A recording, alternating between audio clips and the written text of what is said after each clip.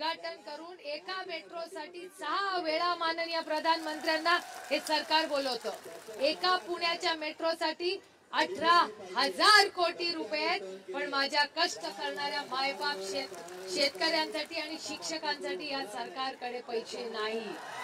एवढे मोठे इन्फ्रास्ट्रक्चरचे रस्ते केले, आनंद आहे, माझा विरोध नाही, पण मुंबई मधल्या खरंच किती लोकांना तो रस्ता लागतो मला विचार करा। हजारो करोड रुपये रस्त्यांवर घालतात, इन्फ्रास्ट्रक्चरवर, कॉन्ट्रॅक्टवर घालतात, मग माझ्या शेतकऱ्यांना आणि शिक्षकांना द्यायला यांच्याकडे पैसे नाही। शिक्षण झालं तर स्वतःच्या पायावर उभे राहाल तरच या मोठ्या रस्त्यांनी फिराल।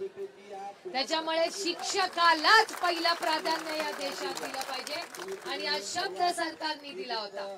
अंगणवाडी सेविका, आशा वर्कर, शेतकरी, शिक्षण, कुणावरही पगार वाढ हे सरकार करत नाही।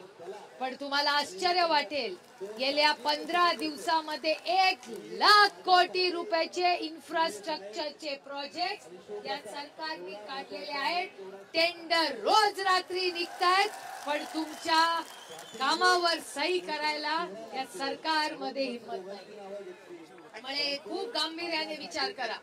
हे सरकार, मी कंत्राटदार फक्त म्हणणार नाही, कारण का कंत्राटदार पण माणूसच असतो, तो तिथून काही पैसे घेतो हा माझा आरोपच नाही। कंत्राटदाराच्या मागे जी अदृश्य शक्ती आहे त्या शक्तीशी आपल्याला लढायचंय, कारण का त्या शक्तीला शिक्षणाचं महत्व माहिती नाही। त्यांना असं वाटतं की पैशानी सगळं विकत घेता येतं, सगळं विकत घेता येतं, पण शिक्षण आणि संस्कार हे कितीही पैसे खर्च केले ते विकत घेता येत नाही, ते फक्त शिक्षकांतूनच देऊ शकतात। त्यामुळे समतेची भाषा, शिक्षणाची भाषा, संस्कारांची भाषा आणि हा देश जर पुढे न्यायचा असेल तर त्याच्यात शिक्षकांना प्रोत्साहन दिलंच पाहिजे। त्याच्यामुळे मी तुमच्या आंदोलनाला एक लोकप्रतिनिधी म्हणून नाही, एक आई म्हणून आलेली आहे, कारण का मला माहिती आहे की माझ्या मुलांवर आज घरातून तर संस्कार होतातच, पण सगळ्यात जास्त संस्कार माझ्या मुलांवर कुठे झाले असतील तर त्यांच्या शाळेमध्ये झाले। आज ते ताठमानेने चालतात, अनेक भाषा बोलतात, विज्ञानावर विश्वास ठेवतात। हा माझ्यामुळे नाही किंवा सदानंदमुळे नाही, हा तुमच्यासारख्या असंख्य शिक्षकांमुळे होतं। त्यामुळे सगळं श्रेय तुम्हाला जातं। त्यामुळे शिक्षणाला हे खूप दुर्दैवी आणि अस्वस्थ करणारी गोष्ट आहे की हजारोने आज इथे शिक्षक हे बसलेले या ट्रिपल इंजिन खोके सरकारचं अपयश आहे। तुम्ही विचार करा, एका आमदार मागे 50 खोके एकदम ओके, मग जर 40 आमदारांना 50 खोके म्हणजे किती कोटी रुपये झाले?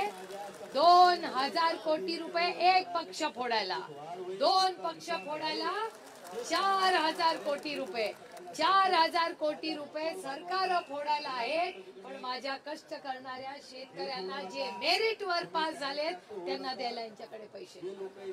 त्यामुळे हे सरकार ट्रिपल इंजिनचं भ्रष्ट खोके सरकार आहे, हा आरोप आहे माझा या सरकारवर। आणि पूर्णपणे एक आई म्हणून, एक लोकप्रतिनिधी म्हणून, एक स्वाभिमानी मराठी मुलगी म्हणून मी आज तुमच्याकडे आले आणि तुमच्या चांगल्या वाईट काळात सत्ता येते जाते, आज त्यांची उद्या आपली, पण त्याच्यामध्ये तुमच्या बाजूनी तुम्हाला आठवत असेल पेन्शनचाही विषय, जेव्हा आदरणीय पवार साहेब शिक्षण मंत्री होते पहिल्यांदा शिक्षकांना पेन्शन द्यायचा निर्णय कोणी घेतला असेल तर ह्या काळ्या मातीशी इमान राखणाऱ्या शरद पवारांनी आपल्याला दिला होता, हे तुम्हाला सगळ्यांना माहिती आहे। त्याच्यामुळे या सरकारचा मी जाहीर निषेध करते आणि तुमच्यापैकी माझी काय त्या शिक्षण मंत्र्यांकडून काही अपेक्षा नाही। याचं कारण असं, ज्यांना दैवत मी मानते, छत्रपती शिवाजी महाराजांचा अपमान कोणी केला असेल तर या शिक्षण मंत्र्यांनी केला।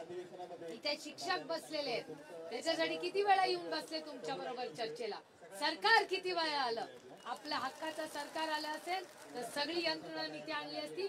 शिक्षकांना एक दिवस तुमची जागा ही त्या शिक्षकांच्या मंदिरावर इथे चिखलात नाही। त्यामुळे हे पूर्णपणे अपयशी सरकार आहे। मी शब्द तुम्हाला देते, आपलं सरकार तुमचं जे काही दिवस यांचे उरले त्याच्यासाठी मी आजच माननीय मुख्यमंत्र्यांना फोन करीन। आज मुख्यमंत्र्यांच्या काहीतरी डोळ्याची सर्जरी झाली आहे, ते आराम करतायत, पण मी स्वतः त्यांच्या ऑफिसला निरोप पाठवीन। मी त्यांचे जे चीफ सेक्रेटरी आहेत त्यांचाही संपर्क साधते. आज तुमच्या वतीने मी त्यांना विनंती करते, जमलं तर उद्या परवा आपण असाल तर आपलं एक डेलिगेशन माननीय मुख्यमंत्र्यांना जाऊन भेटावं. आजकाल जरा बहुत मेहरबान आहे, कारण का इलेक्शन जवळ आलंय, त्याच्यामुळे ते सगळ्यालाच हो म्हणायला लागले. दादा फक्त मेहरबान नाही ताई, दादाच्या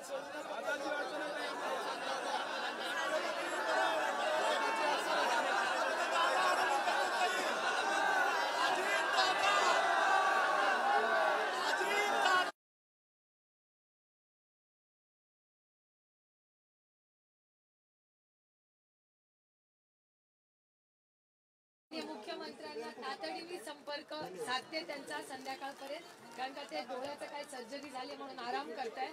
तर आज संध्याकाळपर्यंत मी आपल्याला निरोप द्यायचं काम तुमच्यापैकी करीन, पण पूर्ण ताकदीने ह्याच्यात मी कधीही राजकारण आणणार नाही, कारण का शिक्षणात राजकारण येऊ नये या ठाम मताची मी आहे. सत्ता येते जाते, पण शिक्षणात सातत्य आणि त्याचा दर्जा हा असलाच पाहिजे. त्यामुळे आपण सगळे तुमच्यासाठी हक्काने लढू, आणि जोपर्यंत तुम्हाला न्याय मिळत नाही तोपर्यंत तुमची ही भगिनी पूर्ण ताकदीने तुमच्या बरोबर उभे राहील, हा शब्द मी तुम्हाला देते. एकच विनंती करते की पावसात भिजू नका.